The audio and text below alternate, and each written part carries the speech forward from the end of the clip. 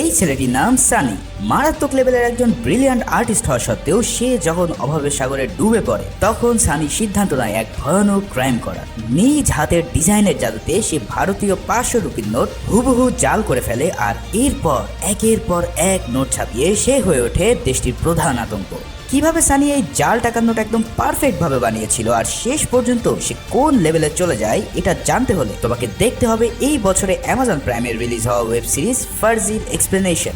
এই ওয়েব সিরিজটি আমার ব্যাপক ভালো লেগেছে বিধায় অন্য চ্যানেলে এক্সপ্লেন থাকা সত্ত্বেও আমি এই চ্যানেল এক্সপ্লেন করার লোক কোনোভাবেই সামলাতে পারলাম না। শেষে এমন সব টুইস্ট আর কাহিনীর ম্যারপ্যাচ রয়েছে যা রীতিমতো তোমাকে শক করে দেবে। তাই প্যাচাল না বাড়িয়ে চলো শুরু করে দিই আমাদের আজকের এক্সপ্লেনেশন। মুভির শুরুতে দেখা যায় কিছু লোক দুজন ব্যক্তিকে চোখ বেঁধে নিয়ে এসেছে জিজ্ঞাসাবাদ করার জন্য। এখানে তারা একটি 500 রুপির নোট দেখিয়ে বলে, বল এই জাল টাকা কে বানিয়েছে। এখানেই আমাদের সাথে পরিচয় হয় সানি নামের একজন আর্টিস্টের সাথে। কে এই জাল নোট বানিয়েছে আর কিভাবে বা বানিয়েছে সেটা জানতে আমরা মুভির ফ্ল্যাশব্যাকে চলে যাই। এখানে দেখা যায় সানি একজন মারাত্মক লেভেলের চিত্রকার। যে কোনো ধরনের পেন্টিং সে মুহূর্তের মধ্যে হুবহু নকল করতে পারে। ভ্যান গো থেকে শুরু করে লিওনার্দো দা ভিঞ্চি সবার পেন্টিং সে নকল করতে একদম ওস্তাদ। কিন্তু এই জামানায় এমন আর্টিস্টের কি আর কদর আছে? তাই সে সব কপি পেন্টিং খুব কম দামে সেল করে নিজের জীবিকা চালায়। এখানে আমাদের সাথে পরিচয় হয় সানির একমাত্র জিগরি দোস্ত ফিরোজের সাথে। এবার চলো এদের সম্পর্কে একটু বিস্তারিত জেনে নিই। বিস্তারিত ঘটনায় যাওয়ার আগে তোমাদের জন্য একটি সুখবর। 97 লাখের বেশি সাবস্ক্রাইবার নিয়ে বাংলা ভাষার অন্যতম ইনফোগ্রাফিক্যাল কন্টেন্ট ক্রিয়েটর আমাদের সবার পরিচিত মায়াজাল। তারা পবিত্র মাহে রমজানের পরবর্তী সময়টাতে মায়াজালের সাবস্ক্রাইবারদের মধ্য থেকে প্রচন্ড আগ্রহী, পরিশ্রমী এবং ফোকাস কয়েকজন মানুষকে হাতে কলমে শেখাচ্ছে প্রফেশনাল ভিডিও এডিটিং, ইউটিউবিং এবং প্রিমিয়াম ভিডিও এডিটিং এর মাধ্যমে ফ্রিল্যান্সিং ক্যারিয়ার ডেভেলপমেন্ট। এ ব্যাপারে বিস্তারিত জানার জন্য ডেসক্রিপশন বক্সে এবং প্রথম কমেন্টের লিঙ্কে গিয়ে তোমরা ভিজিট করতে পারো। সানি এবং ফিরোজ ছোটবেলা থেকেই বন্ধু। সেই পিচ্চিকাল থেকেই সানি আঁকা আঁকিতে খুব ভালো ছিল, কিন্তু একদিন তার বাবার রেল স্টেশনে সানিকে রেখে পালিয়ে যায়। সেখানেই সানির সাথে পরিচয় হয় ফিরোজের। ফিরোজেরও আপন বলতে কেউই ছিল না, তাই তারা দুজন মিলে স্টেশনের প্ল্যাটফর্মে আঁকা আঁকি আর টুকটাক কাজ করে নিজেদেরকে চালিয়ে নিতে থাকে। সানির আপন বলতে এখন কেবল তার নানাই বেঁচে ছিল, যদিও তার নানার সাথে সানির কখনোই দেখা হয়নি। একদিন খোঁজ পেয়ে তার নানা সানিকে খুঁজতে স্টেশনে চলে আসে।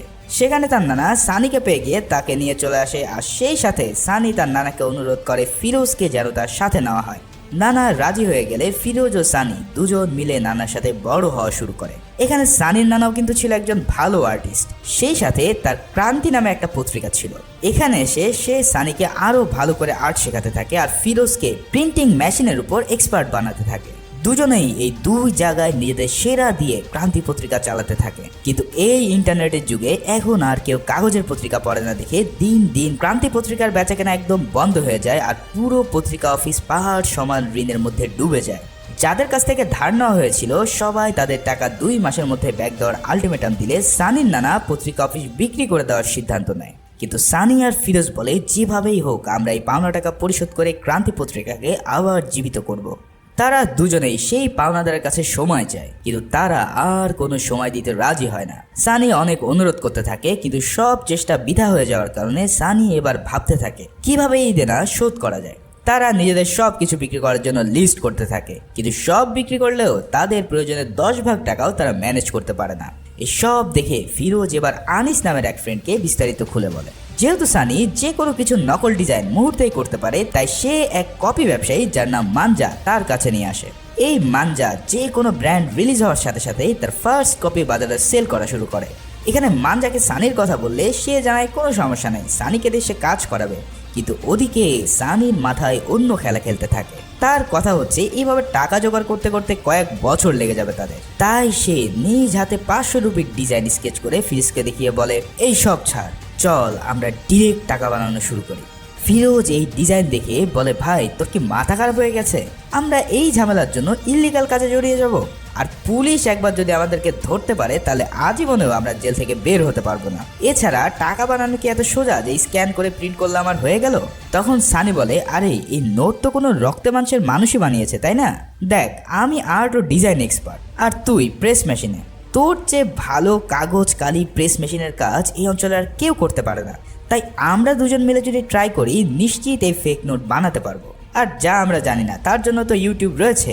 এই সব শুনে ফিরোজও কনভিন্স হয়ে যায় আর তারা শুরু করে জাল টাকা বানানোর মিশন। ইতিমধ্যে সানি পুরো নোটের উপর রিসার্চ করে ফেলেছে। 2006 সালের নভেম্বর মাসে ভারত সরকার 500, 1000 টাকার নোট ডিমনিটাইজ করে এক নতুন 500 ও 2000 টাকার নোট বাজারে ছাড়ে। আগের নোটের চেয়ে এই নতুন ডিজাইনের নোটে তারা হিউজ ডিজাইনের পরিবর্তন করে এবং সিকিউরিটি ফিচার অ্যাড করে। ডিজাইনের মাঝখানে রয়েছে মহাত্মা গান্ধীর পেন্টিং পোর্ট্রেট, ডান দিকে সেম পোর্ট্রেটের ইলেকট্রোটাইপ ওয়াটারমার্ক। এছাড়াও এখানে আছে কালার শিফটিং সিকিউরিটি থ্রেড আর নিচে আছে কালার চেঞ্জিং কালিতে 500 রুপি লেখা। এর বাইরেও রয়েছে মাইক্রো লেটারের অসংখ্য ডিজাইন। গান্ধীজির কলারে রয়েছে ভারত ইন্ডিয়া লেখা মাইক্রো লেটার, যা হাই রেজলিউশন স্ক্যানার দিয়েও কপি করা সম্ভব না। কোনো ধরনের পূর্ব অভিজ্ঞতা ছাড়া এমন ডিজাইন করা যেন তেন কথা না, কিন্তু তাই বলে অসম্ভব না। এর জন্য কম্পিউটার নয়, প্রয়োজন হাতের ডিজাইন। আর ডিজাইন কপিতে সানি তো ছোটবেলা থেকে এক্সপার্ট, তাই সে বেশ কয়েকদিন ধরে প্রতিটা পার্ট নিজ হাতে আঁকতে থাকে এবং একটি খসড়া ডিজাইন করে ফেলে। ডিজাইন তো হয়ে গেল, এবার পালা প্রিন্টিং এ। আর প্রিন্টিং এ বস ফিরোজ তো রয়েছে। প্রিন্টিং এর জন্য প্রথম একটি দরকার মাস্টার ডাই, সেখান থেকে ডিজাইন কপি করে সেটাকে ফিক্স করা, আর এরপর করতে হয় ফ্র্যাকশন। এবার সেটাকে হাই এন্ড প্রিন্টিং দেওয়ার জন্য দেওয়া হয় ট্রিট এবং পারফেক্ট রেজাল্ট করার জন্য করতে হবে বেক। এরপর পুরোটা ক্লিন করলেই মিলে যাবে ফাইনাল প্রিন্টিং ডাই। এবার তার উপরে কালার করার পালা, কিন্তু তাদের কাছে রয়েছে পুরাতন আমলের প্রিন্টার, যেটা মাত্র একবারে একটা কালি প্রিন্ট করতে পারে। তাই তারা 4টি কালিকে 4 বার প্রিন্ট করে সেই কাজ সেরে নেয়। প্রিন্টিং এর পর শুরু হয় কাটিং। এখানেও পুরাতন আমলের ম্যানুয়াল কাটিং এর জন্য তাদেরকে হাত দিয়ে সেই কাজটি সেরে নিতে হয়। এরপর তারা মাত্র 10 টাকা দিয়ে কালার শিফটিং পেপার কিনে নিয়ে আসে আর সেটাকে সিকিউরিটি স্ট্রিপ হিসেবে চালিয়ে দেয়। এখন প্রয়োজন সিরিয়াল নাম্বার বসানো। একই নম্বর সব নোট হলে তো বিপদ, তাই ফিরোজ প্রতিটা নোটের জন্য আলাদা আলাদা সিরিয়াল নাম্বার বসাতে থাকে। আর এরপরেই তাদের এই ফেক নোট এবার পারফেক্ট আসল নোটের মতন দেখাতে শুরু করে। কিন্তু এভাবে একদম প্লেন নোট দোকানদারের কাছে দিলে সন্দেহ হতে পারে বিধায় সানি সেই নোটটিকে মুচড়ে চায়ের মধ্যে চোবায় আর পরে সেগুলোকে শুকিয়ে তৈরি করে ফেলে কাঁচা হাতের পাকা নোট। এবার পালা এই ফেক নোট চালানোর টেস্টিং। ফিরোজ একটি 500 রুপির নোট নিয়ে চলে যায় লিকুয়ার শপে বিয়ার কেনার জন্য, কিন্তু সেই দোকানদার এই নোটটি হাতে নিয়ে পরীক্ষা করতেই বুঝে ফেলে যে এটা একটা জাল নোট। ফলে সবাই মিলে তাদেরকে দৌড়ানি দিলে সানি ও ফিরোজ কোনো রকম সেই যাত্রায় নিজেদেরকে বাঁচাতে সক্ষম হয়। প্রেসে ফিরে এসে তাদের বানানো সব নোট পোড়াতে থাকে, কিন্তু সানি ঠিকই বের করে ফেলে যে এই আসল নোট যতই পারফেক্ট ডিজাইনের হোক না কেন, তা যদি আসল নোটের মতন হাতে নিয়ে ফিল না হয় তাহলে কট খেয়ে যেতেই হবে। কারণ মানুষ প্রতিনিয়ত নোট হাতে নিতে নিতে তাদের ব্রেনে অটো সেট হয়ে গিয়েছে যে আসল নোটের ফিল কেমন। তাই এখন কাজ হচ্ছে এমন পেপার খুঁজে বের করা যেটা আসল নোটের পেপারের মতন ফিল দেবে। দুজনে এবার বিভিন্ন জায়গায় গিয়ে খোঁজা শুরু করে সেই টাইপের কাগজ, কিন্তু কোনোভাবেই তারা আসল নোটের পেপারের মতন কাগজ খুঁজে পায় না। অবশেষে সানি একটি ম্যাগাজিনে 2 পাতা এক করার পর আসল নোটের মতন ফিল পায়, আর তারা বুঝে ফেলে যে এই 2টা কাগজকে জোড়া দিয়ে তারা নোট বানালে সেটা আসল নোটের মতন হয়ে যাবে। এবার তাদের প্ল্যান হলো এই পেপার দিয়ে একটাতে ফ্রন্ট ডিজাইন আর অন্যটিতে ব্যাক ডিজাইন করে দুটোকে জোড়া দিয়ে একটি নোট বানানো, যেটাকে বলা হয় স্যান্ডউইচ নোট। এর বাইরে কালার শিফটিং ইফেক্ট দেওয়ার জন্য তারা মেটালিক ইঙ্ক ও নর্মাল ইঙ্কের কম্বিনেশন করে সেই কাজটিও সেরে ফেলে। আর নোটটাকে কড়কড়ে করার জন্য এবার তারা ল্যাকার কোটিং ব্যবহার করে, ফলে এই নোটটি এবার হয়ে যায় একদম আসল নোটের মতন কড়কড়ে। একদম শেষে তাদের সেই চায়ে চোবানো ফর্মুলা ব্যবহার করে এই জাল নোট বানানোর ফর্মুলা শেষ করে। এই নতুন জাল টাকা নিয়ে আবারও দুজন হাজির হয়ে যায় অন্য একটি দোকানে সিকড়া কেনার জন্য। ভয়ে ভয়ে সানি নোটটি দোকানদারের কাছে দেয় আর ফিরোজ পিছন থেকে তার হাত ধরে থাকে, যাতে যে কোনো সময় এক টান দিয়ে সে ভেঙে যেতে পারে। কিন্তু এবার তাদের বানানো নোটটি দোকানদারকে ফাঁকি দিয়ে দেয় আর ফেক নোটের বিনিময়ে তারা পেয়ে যায় 1 বোতল বিয়ার। এই অসামান্য সফলতার পর দুজনেই পুরাই হয়ে পাগলের মতন ড্যান্স করতে থাকে আর অবশেষে তারা আসল উপায়ে নকল টাকা বানাতে সক্ষম হয়। মুভির সিন এবার শিফট হয় নেপালে। এখানে মাইকেল নামের একজন স্পেশাল পুলিশ ইন্সপেক্টরের সাথে আমাদের পরিচয় হয়, যে কিনা মনসুর দালাল নামের ইন্ডিয়ার সবচেয়ে বড় কাউন্টার ফিটিং মানে জাল টাকার হোতাকে ধরতে এসেছে। মনসুর এখানে একটি গোপন মিটিং এর জন্য আসলে মাইকেল তাকে নেপালি পুলিশের সহায়তায় ধরে ফেলে, কিন্তু দেখা যায় তাকে অ্যারেস্ট করে নিয়ে যাওয়ার সময় মনসুরের লোকজন তাদের উপর অ্যাটাক করে বসে এবং মনসুরকে পুলিশের হাত থেকে বাঁচিয়ে নেয়। এখানে মাইকেল 6 বছর ধরে মনসুরকে ধরার চেষ্টা করছিল, কিন্তু প্রতিবারেই সে ব্যর্থ হয়। এদিকে মুভির প্রথম সিনে সানি আর ফিরোজকে যে জেরা করছিল সে ছিল আসলে মনসুর দালাল। সে সানিকে বলে এই নোট কে বানিয়েছে আর তোদের মেন সাপ্লায়ারকে, কারণ পুরো ইন্ডিয়াতে তার ইজারা ছাড়া এই জাল নোটের ব্যবসা করা সম্ভব না। এখন কিভাবে মনসুর তাদেরকে ধরলো আর কেনই বা তারা ধরা পড়লো এইসব ধীরে ধীরে তোমরা জানতে পারবে। এরপর আমরা দেখতে পাই একটি সরকারি অফিসে মেঘা নামের একজন সফটওয়্যার ইঞ্জিনিয়ার ও কাউন্টার ফিটিং এর রিসার্চারকে। এখানে মেঘা ধান রাক্ষস নামে একটি ডিভাইসের প্রেজেন্টেশন দিচ্ছিল। এই ধান রাক্ষস মেশিনটি যে কোনো ধরনের জাল নোট শনাক্ত করতে সক্ষম। মেঘা সেখানে উপস্থিত সবাইকে জানায় এটা যে কোনো ডিভাইসে ইনস্টল করে ব্যাংক, শপিং মল বা মোবাইলে অনায়াসে ফেক নোট ধরে ফেলা যাবে। কিন্তু সেখানে উপস্থিত মিনিস্টার এসব কোনো কিছুতে ইন্টারেস্ট দেখায় না। অন্যদিকে মাইকেলও সেম সেমিনারে উপস্থিত হয় মিনিস্টারের সাথে দেখা করার জন্য। আসলে মাইকেলের একটি দক্ষ টিম ছিল এই কাউন্টার ফিটিং চক্রকে ধরার জন্য, আর এই কারণে সে মিনিস্টারকে বারবার রিকোয়েস্ট করে একটি টিম দেওয়ার জন্য। কিন্তু মিনিস্টার বারবারই তাকে বলে যে এই জাল নোটের বাইরেও ভাই দেশে বহু ক্রাইম আছে, এমন ছোট ছোট কাজের জন্য সে টিম স্যাংশন করতে পারবে না। হতাশ হয়ে মাইকেল এবার অন্য একটি পথ বেছে নেয়। সে তার কাছে থাকা মিনিস্টারের কিছু সেভি নোট পিকচার মিনিস্টারকেই পাঠিয়ে ব্ল্যাকমেল করা শুরু করে। মিনিস্টার অবশেষে বাধ্য হয়ে একটি নতুন ও এক্সপার্ট টিম স্যাংশন করে এই কাউন্টার ফিটিংকে দমানোর জন্য। অন্যদিকে দেখা যায় সানি ও ফিরোজ মিলে যে জাল নোট বানিয়েছিল সেটা তার বন্ধু আনিসকে দেখায়। আনিস এই নোট দেখে পুরাই টাচকি খেয়ে যায় আর বলে, আরে কি জিনিস পয়দা করছো বন্ধু, এ তো বোঝাই যাচ্ছে না আসল নাকি নকল। এবার সে একটি পার্টির খোঁজ দেয় যে কিনা এলাকায় ফেক নোটের সাপ্লায়ার। ওখানে সানি আর ফিরোজ উপস্থিত হয় তাদের সাথে ডিল করার জন্য। প্রথমে ডিলার এই নোট দেখে খুব একটা পাত্তা দেয় না, কিন্তু পরে সানি দুটো 500 টাকার নোটের সাথে ওই জাল টাকা মিশিয়ে দিয়ে তাকে জাল নোট খুঁজতে বলে। কিন্তু বেচারা কোনোভাবেই কোনটা জাল নোট তা বের করতে পারে না। সানিতে এমন কনফিডেন্ট দেখে ডিলার প্রতি 500 টাকার নোটের জন্য 150 রুপি রিয়াল মানি অফার করে আর বলে তার 2 কোটি রুপি সাপ্লাই লাগবে নেক্সট 2 সপ্তাহের মধ্যে। এত বড় অর্ডার পেয়ে সানি সাথে সাথে রাজি হয়ে যায় আর ডিল ফাইনাল করে ফেলে। এখানে ডিলার সানির নাম জানতে চাইলে সানি নিজেকে আর্টিস্ট বলে পরিচয় দেয়। ডিল তো হয়ে গেল, কিন্তু এত নোট 2 সপ্তাহের মধ্যে কিভাবে তৈরি করবে তারা? এর জন্য তাদের প্রয়োজন আরও প্রিন্টিং মেশিন ও জনবল।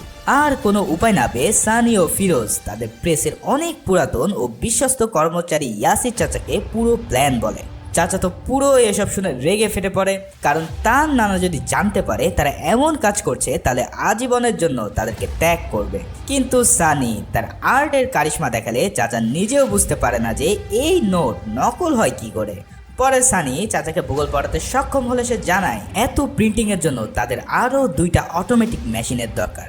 এছাড়া এই ক্রান্তি পত্রিকার অফিসে যদি তাদের কাজ করতে হয় তাহলে পুরো রাতের বেলায় সবার আড়ালে এই কাজটি করতে হবে। কিন্তু এত সব মেশিনারি কেনার জন্য তাদের প্রায় 10 লাখ টাকার মতন ক্যাশ প্রয়োজন।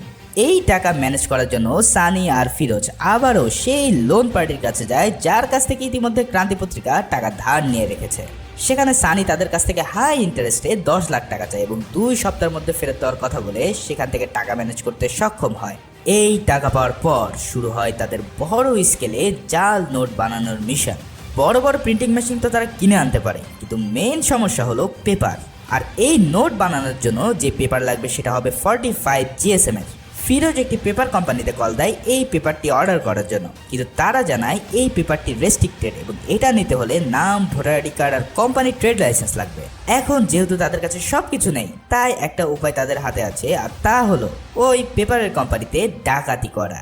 এই ডাকাতি করার জন্য ফিরোজ তার ক্লোজ বন্ধু আনিসের সহায়তা নেয় আর আনিসও তার গ্যাং নিয়ে পুরো পেপার হাউসের রেড দেয়।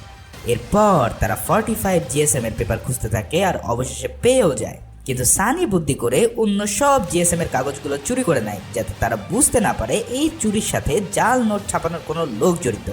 এবার তারা শুরু করে বিগ স্কেলে টাকা ছাপানো।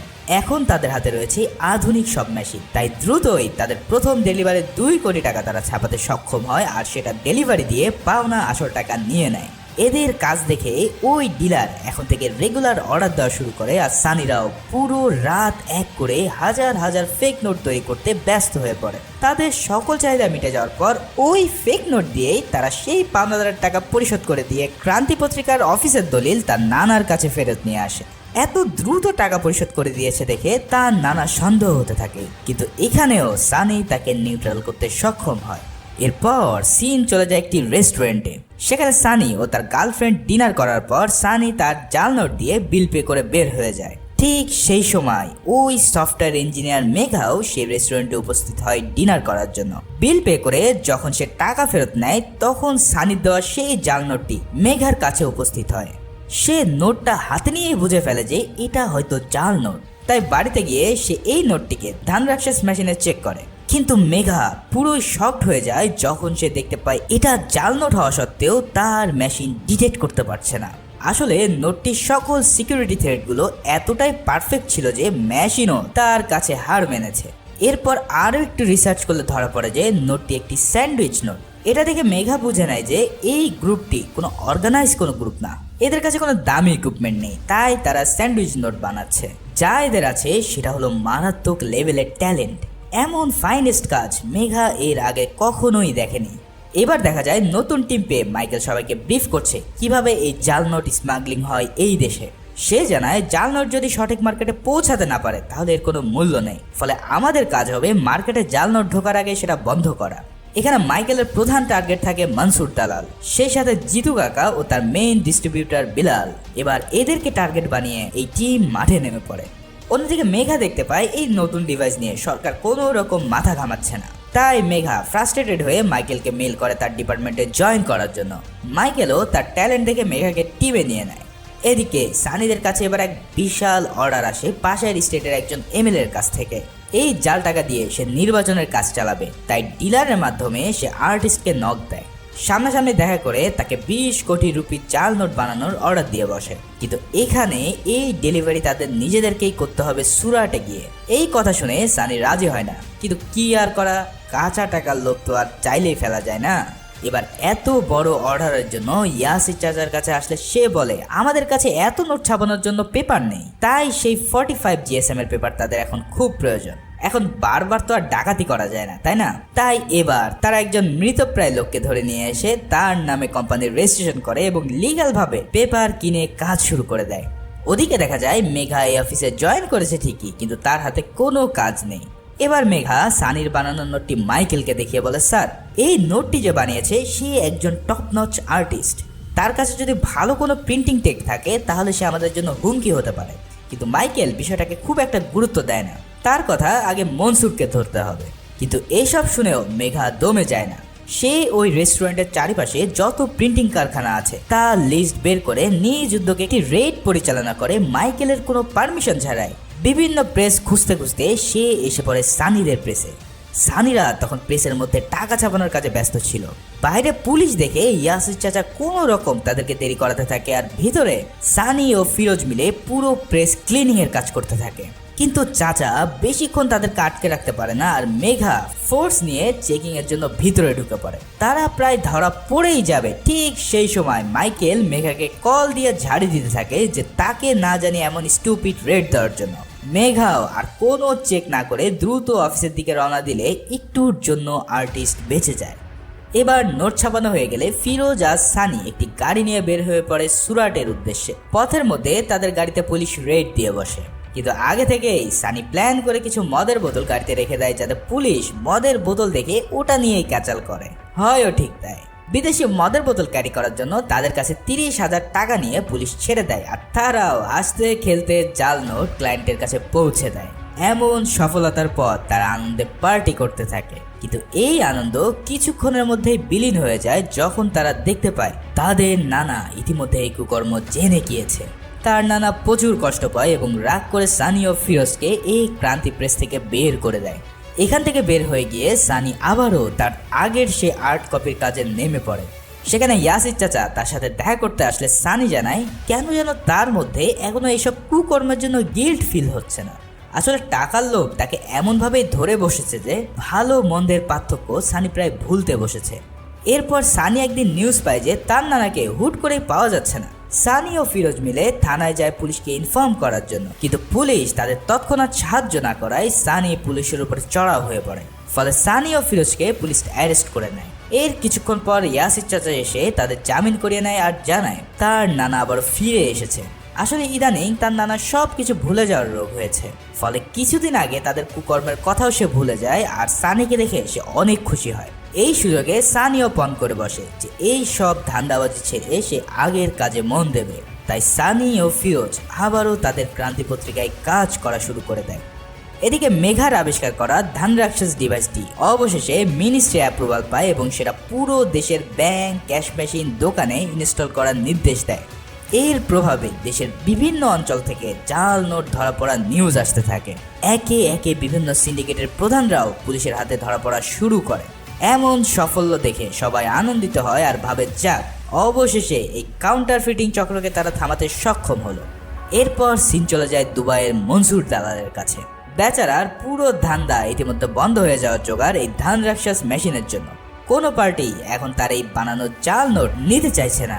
কিন্তু তখনই জিতু কাকা সানির বানানো 500 রুপির নোট তাকে দেখিয়ে বলে, দেখো, আর্টিস্ট নামের একটি ছেলে এই নোটটি বানিয়েছে যেটা এই মেশিনও ডিটেক্ট করতে পারবে না।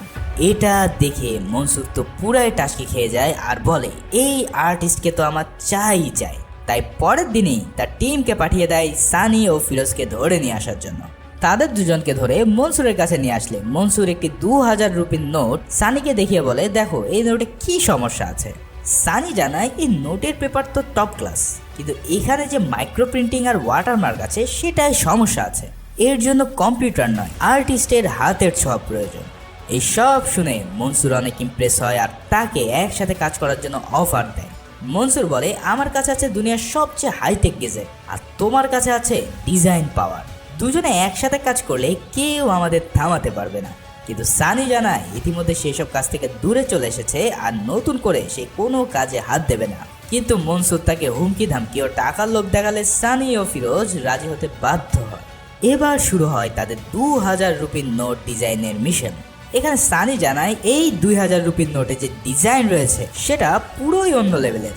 এর ডিজাইন ডিটেলিং এর পাশাপাশি 17টি আলাদা টাইপ ফেস রয়েছে, যেটা নকল করা এক প্রকার অসম্ভব।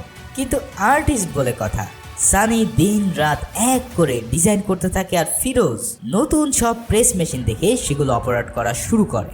একের পর এক ডিজাইন করে তারা বারবারই এই ডিভাইসের কাছে ধরা পড়ে যায়। কিন্তু অনেকবার ট্রাই করার পর অবশেষে সানি সুপার নোট বানিয়ে ফেলতে সক্ষম হয়, যা এই ডিভাইসকেও চাকমা দিয়ে দেয়। এইসব দেখে তো মনসুর এই আর্টিস্টের প্রতি পুরাই ফিদা হয়ে যায় আর তার মেইন ডিস্ট্রিবিউটর বিলালকে ইনফর্ম করে। বিলালও এই নোট দেখে পুরাই শকড হয়ে পড়ে আর বলে, এখন মার্কেট পুরাই খালি বস, এই নোট বাজারে ছাড়লে আমাদের ঘুরে দাঁড়াতে মাত্র কয়েক সপ্তাহ লাগবে। তাই শুরু হয়ে যায় দুনিয়ার সবচেয়ে পারফেক্ট 2000 রুপির জাল নোট ছাপানোর কার্যক্রম। এদিকে মাইকেল খোঁজ পায় যে বিলাল ইতিমধ্যে বাংলাদেশে অবস্থান করছে একটি বড় শিপমেন্টের জন্য। তাই সবাই রেডি হয়ে যায় বাংলাদেশের বর্ডারে গিয়ে তাকে অ্যারেস্ট করার উদ্দেশ্যে। কিন্তু এমন ওভারসিজ মিশনের জন্য মিনিস্টার তাকে কোনো রকম হেল্প করতে পারবে না বলে জানিয়ে দেয়। তাই মাইকেল বাধ্য হয়ে তিওয়ারিকে ফোন করে। এখন তোমাদেরকে বলে রাখি, এই তিওয়ারি হচ্ছে ফ্যামিলি ম্যান নামের একটি সিরিজের ক্যারেক্টার। আসলে দ্য ফ্যামিলি ম্যান এবং ফার্জি ওয়েব সিরিজের মধ্যে একটি ইন্টারনাল কানেকশন আছে। ফলে তিওয়ারি একটি আনঅথরাইজড মিশন ক্রিয়েট করে দেয় মাইকেলের জন্য। এখানে বাংলাদেশের বিজিবি জানায় তারা মাইকেলকে নো ম্যানস ল্যান্ডের বাইরে ঢোকার অনুমতি দিতে পারবে না। কিন্তু দেখা যায় বিলাল বুঝে ফেলে তাকে ধরার জন্য সবাই ফাঁদ পেতে রেখেছে, তাই সে বর্ডারে না গিয়ে ব্যাক করতে থাকে। এটা বুঝে ফেলে মাইকেল বিজিবির অর্ডার অমান্য করে তার মিশন স্টার্ট করে দেয় আর অনেক খড়িকাঠি পুড়িয়ে বিলালকে ধরতে সক্ষম হয়। বিলালকে একটি ডার্ক সাইডে নিয়ে গিয়ে মাইকেল তাকে জেরা করতে থাকে যে মনসুর কই। কিন্তু বিলাল যথারীতি স্বীকারোক্তি না দিলে তার পায়ে গুলি করে দেয় মাইকেল। ফলে জীবন বাঁচানোর তাগিদে বিলাল সব বলতে রাজি হয়ে যায়। বিলালের কাছ থেকে পাওয়া জাল নোট নিয়ে ওই ডিভাইসে চেক করতে গিয়ে মাইকেলের মাথা পুরোই ঘুরতে থাকে, কারণ এই নোট যে জাল সেটা কোনোভাবেই ধান রাক্ষস ডিটেক্ট করতে পারছে না। তার মানে এই নোট দেশে ঢোকার আগেই মনসুরকে যেভাবেই হোক থামাতে হবে। অন্যদিকে মনসুরের কাছে খবর চলে আসে যে বিলাল আটকা পড়েছে। এখন এই প্ল্যানে বিলালের রিপ্লেসমেন্ট লাগবে, তাই সে সরাসরি ইন্ডিয়া চলে আসে সানিকে বিলালের রিপ্লেসমেন্ট হিসেবে জয়েন করানোর জন্য। সানি এতে রাজি হয়, কিন্তু ইয়াসির চাচা তাকে বারবার মানা করতে থাকে যে মনসুরের সাথে না যাওয়ার জন্য। এখানে সানিকে অনেক উগ্র দেখায়, কারণ টাকার লোভ এখন তার পা থেকে মাথা পর্যন্ত জমে গিয়েছে। যেহেতু তাকে বড় পদে অ্যাপয়েন্ট করা হয়েছে, তাই সানি এবার মেঘাকে টার্গেট করে, কারণ মেঘার সাথে ভাব জমাতে পারলে সে এই কাউন্টার ফিটিং টিমের সকল ইনফরমেশন আগে ভাগে পেয়ে যাবে। কয়েকদিন মেঘার সাথে কথা বলে সানি তাকে পটিয়ে ফেলে। মেঘার একটি থাকার জন্য বাড়ির প্রয়োজন ছিল, তাই সানি তাকে সুন্দর একটি বাসা খুঁজে দেয়। সেখানে সানি একটি জরুরি কল করার জন্য মেঘার ফোন ইউজ করতে চায়। মেঘা তার ফোন সানিকে দিলে সানি সেখানে ম্যালওয়্যার ইনস্টল করে দেয়, যাতে এখন থেকে সে মেঘার ফোনে যত কল রেকর্ড, SMS বা ছবি থাকবে সব কিছুর অ্যাক্সেস নিতে পারে। একদিকে সে প্রেমিক সেজে মেঘার সাথে ডেটিং মারে, আর অন্যদিকে তার টিমের সকল খবর সানি আগে ভাগেই পেয়ে যাওয়া শুরু করে দেয়। এদিকে বিলালকে দেখা যায় সে সব কিছু স্বীকার করছে, কিন্তু সানি মানে আর্টিস্টের এক্স্যাক্ট ডিটেলস সে দিতে পারে না।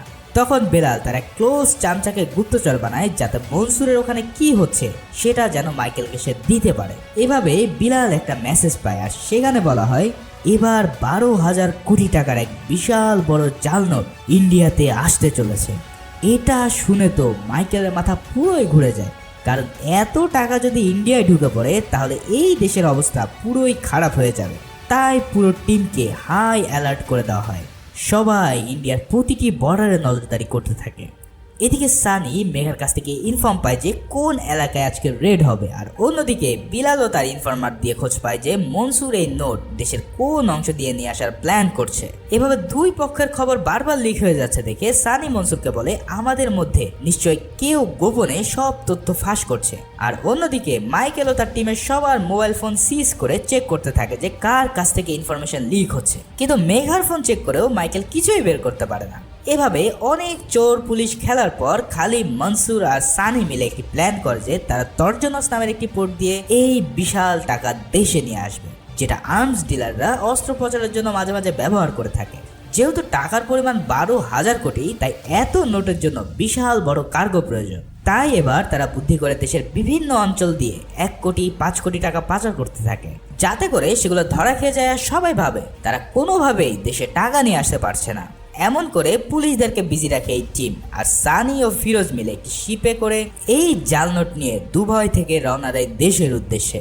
কিন্তু পোর্টে নোঙ্গর করার আগেই তারা জেনে যায় যে এখানেও পুলিশ চেকিং করছে, ফলে এদিকে ঢোকার পথও বন্ধ হয়ে আছে। তাই অনেক বুদ্ধি করে তারা একটি প্ল্যান করে ফেলে। প্রথমে তারা এই পুরো টাকার কন্টেনারে একটি জিপিএস সেট করে তা মাঝ সমুদ্রে ফেলে দেয়, আর খালি জাহাজ পাঠিয়ে দেয় মুম্বাইয়ের সি পোর্টের দিকে। পুরো দেশ যখন এই ভৌতিক জাহাজ নিয়ে ব্যস্ত, তখন অন্য একটি টিম পানি থেকে সেই কন্টেনার তুলে আনে, আর অবশেষে পুরো 12,000 কোটি টাকা অক্ষত অবস্থায় মনসুরের গোডাউনে নিয়ে আসতে তারা সক্ষম হয়। এই অভাবনীয় সফলতার পর সানি ও ফিরোজ তাদের ল্যাভিশ জীবনযাপন করতে থাকে। মদ পার্টি এসব করে তাদের দিন ভালোই কাটছিল। এদিকে সানির মনে হয় যে যেহেতু সব কাজ শেষ, তাই সে মেঘার ফোন থেকে ওই ম্যালওয়্যারটি ডিলিট করে দেয়। এখানে মেঘা সানিকে কিছু জাল নোটের কালেকশন দেখায়। সেখানে পৃথিবীর সব ভয়ানক জাল নোট দেখিয়ে মেঘা বলে এরা যতই এক্সপার্ট হোক না কেন একদিন না একদিন ধরা পড়েই যায়, কারণ আর্টিস্ট সবসময় তার নিজের আইডেন্টিটি এই আর্টের মধ্যে লুকিয়ে রাখে, আর এটাই তাদের মেইন উইকনেস। এখানে সানির তৈরি 500 রুপির নোট দেখিয়ে মেঘা বলে যে এটা আমার সবচেয়ে ফেভারিট একটি কাজ। তখন সানি মনে মনে আরও বেশি ইন্সপায়ার্ড হয়ে পড়ে। এবার মাইকেল মিনিস্টারের কাছে গিয়ে পুরো 12,000 টাকার কাহিনী বললে সে পুরোই ভরকে যায়, কিন্তু মিনিস্টার বলে তোমাদের তো মেশিন রয়েছে, সেটা দিয়ে তো ডিটেক্ট করা যাবে তাই না? কিন্তু মেঘা জানায় এই সুপার নোট এতই পারফেক্ট যে এটাকে এই ডিভাইসও ডিটেক্ট করতে পারছে না। এই নোট নকল কিনা এটা ডিটেক্ট করার একমাত্র উপায় হচ্ছে এটাকে পুড়িয়ে ফেলা, কারণ এই নকল নোট পোড়ালে সেটাতে লাল রঙের আগুনের শিখা জ্বলবে। এই সব দেখে মিনিস্টার এবার মহা ঝামেলায় পড়ে যায়। সে জানায় যেভাবেই হোক ইলেকশনের আগে এই নোট ডিস্ট্রিবিউশন তাদের থামাতেই হবে। অন্যদিকে এত বেশি পরিমাণ নোট হওয়ার কারণে দিনের পর দিন পার হয়ে গেল সেগুলো খুব একটা বেশি ডিস্ট্রিবিউট করতে পারে না সানি আর ফিরোজ। এই সব দেখে মনসুর তাদের উপর ঝাড়ি মারা শুরু করে দেয়, কারণ দ্রুত ডিস্ট্রিবিউট না করতে পারলে যে কোনো সময় তারা কট খেয়ে যাবে। সানি ছোট ছোট অনেক জায়গায় ডিস্ট্রিবিউট করতে থাকে, কিন্তু সেটা পুরো টাকা 10 ভাগের 1 ভাগও না। এদিকে মেঘা একদিন সব নোট ভালো করে পরীক্ষা করে জানতে পারে যে সেই আগের 500 রুপি আর এবারে 2000 রুপি সুপার নোট সেম একজন ডিজাইন করেছে। সে ভালো করে পরীক্ষা করে দেখেছে যে দুটো নোটেই খুব সূক্ষ্মভাবে ইংরেজি হরফে এস লেখা রয়েছে, যেটা এই আর্টিস্টের একটি সিগনেচার মার্ক। তার মানে অনেক আগেই যাকে ছোট জাল নোট বানানোর জন্য টিম ইগনোর করেছিল, এবার সেই 12,000 কোটি টাকার কারসাজি করছে। এখানে মেঘা আরও জানায় এই 500 রুপির নোট কিছুদিন আগে সুরাটের এক এমএলএর বাড়িতে রেড দিয়ে পাওয়া গিয়েছে। যদি তাকে জিজ্ঞাসা করা যায় তাহলে হয়তো এই মেন হোতাকে আমরা পেয়ে যাব। এই সব শুনে মাইকেল সোজা চলে যায় সুরাটের এমএলএর কাছে। সেখানে গিয়ে মাইকেল তাকে জাল নোটের মামলা থেকে রেহাই দেওয়ার অফার দেয়, বিনিময়ে সে ওই নোটের কারিগরের হদিস চায়। এমএলএ রাজি হয়ে যায়, কিন্তু এই মামলা খারিজ করার জন্য মন্ত্রী পরিষদের হাত লাগবে। কিন্তু মিনিস্টার তো আর এটা সোজা আঙ্গুলে করবে না, তাই মাইকেল বুদ্ধি করে মিডিয়াকে এই 12,000 কোটি টাকা জাল নোটের খবর লিক করে দেয়। ফলে মিনিস্টার এবার ব্যাপক গ্যাড়াকলে পড়ে যায় আর বাধ্য হয় সুরাটের এমএলএ-কে মামলা থেকে খারিজ করে দেওয়ার জন্য। বিনিময়ে সে আর্টিস্টকে জীবিত অ্যারেস্ট করতে চায়। এখন সুরাটের এমএলএ তো মহা খুশি, তাই সে ওই ডিলারকে কল দিয়ে বলে আর্টিস্টের সাথে কানেক্ট করে দিতে, কারণ বিশাল এক অর্ডার আছে। ডিলার ফিরোজকে 100 কোটি টাকার অর্ডার দেয় এবং বলে এই ডেলিভারি স্বয়ং আর্টিস্টের উপস্থিতিতে করতে হবে। এই সব শুনে সানি সাথে সাথে না করে দেয়, কারণ ইতিমধ্যেই তার কেন জানি সন্দেহ হচ্ছে। কিন্তু ফিরোজ নাছোড়বান্দা, এমনিতে তাদের গোডাউনে এখনো অনেক নোট পড়ে আছে, তাই সে এই ডিল করেই ছাড়বে। বন্ধুত্বের খাতিরে সানিকেও বাধ্য হতে হয় এই ডিল ফাইনাল করার জন্য। ফিরোজ কি আর জানে তাদের কপালে কি ঘটতে যাচ্ছে সামনে। এবার পুরো ইউনিট এক বিশাল জাল সেট করে তাদেরকে ধরার জন্য। তাদের এই টাকা ডেলিভারি করার কথা একটি শপিং মলে। সেখানে মাইকেলের টিম আগে থেকে পুরো প্রস্তুতি সেরে ফেলে। প্ল্যান হয় মেঘা যাবে ডিল করার নকল টাকা নিয়ে আসতে, আর বাকিরা সবাই তাদেরকে ক্যাচ করবে। কিন্তু তারাও তো আর জানে না যে এই মেঘার আশিকি হলো সেই আর্টিস্ট। সানি আর ফিরোজ এক গাড়ি ভর্তি নোট নিয়ে হাজির হয় শপিং মলের বেসমেন্টে। সেখানে দুজন দুদিকে অবস্থান নেয় আর ফোন দিয়ে এমএলএ-কে জানায় তারা এসে পড়েছে। পুরো টিম রেড অ্যালার্ট হয়ে বেসমেন্টের দিকে রওনা দেয়। কিন্তু মেঘা যখন সানির গাড়ির সামনে চলে আসে তখনই সানি বুঝে ফেলে তারা ফাইনাল ট্র্যাপে পড়েছে এবং এবার বাজার কোনো উপায় নেই। সাথে সাথে সানি তার ক্যাপ পরে নেয়, ফলে মেঘা দূর থেকে তার ফেস আর দেখতে পায় না। এরপর সানি ফিরোজকে কট খাওয়ার কথা বলে তারা দুজনেই সেখান থেকে পালিয়ে যাওয়া শুরু করে। যথারীতি মাইকেলের টিমও তাদের পিছু নেয়। একসময় সানি ও ফিরোজ ফেসে গেলে তারা ড্রেস চেঞ্জ করে একটি ক্লিনিং সার্ভিসের ম্যান হিসেবে রূপ নেয়। সেখানে মাইকেল তাদেরকে আটক করে তাদের কোম্পানির কার্ড দেখতে চায়। আগে থেকেই সব সেট করা ছিল বলে সানিও তাদেরকে কার্ড দেখায়, কিন্তু তাদেরকে সন্দেহ করে আরও জেরা করতে চাইলে সানি গাড়ি নিয়ে মাইকেলকে ধাক্কা দিয়ে বের হয়ে চলে যায়। এবার তারা দুজন মেইন রোডে চলে আসে ধাওয়া খেতে খেতে। কিছু দূর যাওয়ার পর জ্যামে তাদের গাড়ি আটকা পড়ে। এক পর্যায়ে জ্যাম ছেড়ে দিলে তারা দেখতে পায় চারিদিক থেকে পুলিশ তাদেরকে প্রায় আটক করেই ফেলেছে। ঠিক সেই সময় সানি বুদ্ধি করে ফিরোজকে বলে সব নোটগুলো বাইরে উড়িয়ে দিতে। কচকচে 2000 টাকার নোট ফিরোজ বাতাসে উড়িয়ে দিলে সাধারণ আমজনতা তাদের গাড়ি থামিয়ে এই নোট কোড়াতে শুরু করে। আর এই সুযোগে সানি ও ফিরোজ সেখান থেকে চম্পট দিতে সক্ষম হয়। এমন বড় ধামাকা হওয়ার পর মিনিস্টার পুরাই ফ্রাস্ট্রেটেড হয়ে পড়ে আর মাইকেলকে বলে এই নাটক দ্রুত বন্ধ করতে। মাইকেল এবার পুরো নিউজ মিডিয়াতে মনসুরের ডিটেল ফাঁস করে দেয়, আর এটা দেখে মনসুর পুরাই পাগলা হয়ে পড়ে। এছাড়াও মাইকেল একজন স্কেচ আর্টিস্টকে ডেকে নিয়ে আসে সানির ছবি বানানোর জন্য, কিন্তু সেটাতেও খুব একটা কাজ হয় না। পরে তার টিম ঝাপসা সিসিটিভি ফুটেজ থেকে আর্টিস্টের ছবি ডিকোড করতে থাকে। অন্যদিকে মনসুর তার গ্যাংকে অর্ডার দেয়, যেহেতু সানি তাদের ব্যাপারে সব জানে তাই তাদেরকে এক্ষুনি খতম করে দিতে হবে। এই ইন্টেল পাওয়ার পর মনসুরের টিম সানিকে ফোন দেয় আর বলে মনসুর ভাই তাদেরকে সেফ হাউসে নিয়ে যেতে বলেছে। এই সব শুনে সানি ও ফিরোজ তাদের সাথে দেখা করে আর সেফ হাউসের দিকে রওনা দেয়। কিন্তু সেইখানে যাওয়ার পর দুজনেই জানতে পারে যে তাদের এখানে ডাকা হয়েছে খতম করার জন্য। জিতু কাকারা তাকে খালাস করতেই যাবে, ঠিক সেই সময় আনিস তার মোটরসাইকেল গ্যাং নিয়ে হাজির হয় আর সানি ও ফিরোজকে রেস্কিউ করে নিয়ে আসতে সক্ষম হয়। এইসবে ফ্রাস্ট্রেটেড হয়ে মনসুর এবার সানির ক্রান্তি পত্রিকার অফিসে আগুন লাগিয়ে দেয় আর সেখানেই তার নানাকে জ্যান্ত পুড়িয়ে মারে। ফিরোজ ও সানি এলাকা ছেড়ে নেওয়ার প্রস্তুতি নিচ্ছিল, কিন্তু তখনই এই নিউজ পেয়ে সানি ফিরোজকে রেল স্টেশনে চলে যেতে বলে আর জানায় আমি একটা ছোট্ট কাজ করে সময় মতোই ফিরে আসছি। এই বলে সানি সোজা চলে যায় সেই জাল নোট রাখার গোডাউনে।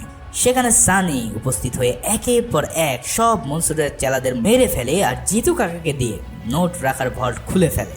এবার সানি লাইভ ভিডিওতে কল দেয় মনসুরকে আর বলে সবই ঠিক ছিল, কিন্তু আমার নিরপরাধ নানাকে মারা ঠিক ছিল না। এই বলে সানি সেই নোটগুলোতে পেট্রোল ঢেলে দেয় আর মনসুরের সামনে পুরো নোটের পাহাড়ে আগুন ধরিয়ে দেয়। মনসুর এই দৃশ্য দেখে পাগলের মতন প্রলাপ করতে থাকে। চোখের সামনে তার সাম্রাজ্য চলছে আর অন্যদিকে সানির ফেসও ইতিমধ্যে ডিকোড হয়ে গিয়েছে। সেই সাথে ফিরোজ তার জন্য অপেক্ষা করছে স্টেশনে। কি হতে চলেছে এরপর? মনসুর কি তাকে ছেড়ে দেবে, কিংবা মেঘাই বা তার ফেস দেখার পরে কেমন রিয়্যাক্ট করবে?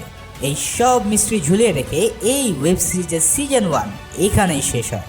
এই বছরের শেষের দিকে এই সিরিজের দ্বিতীয় সিজনে মিলবে এই সব প্রশ্নের উত্তর, আর তখন আমিও হাজির হব তার এক্সপ্লেনেশন নিয়ে। এই ওয়েব সিরিজের এক্সপ্লেনেশন কেমন লাগলো তা জানাতে ভুলো না।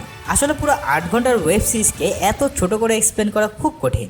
এখানে অনেক ইভেন্টস আমি স্কিপ করে গিয়েছি যেগুলো আমার কাছে সিরিজের মেইন থিমের সাথে খুব একটা ইম্পর্টেন্ট মনে হয়নি। একটা ওয়েব সিরিজের অনেকগুলো লেয়ার থাকে, তাই আমার সাজেশন থাকবে সম্ভব হলে পুরো সিরিজটি একবার দেখে নিও।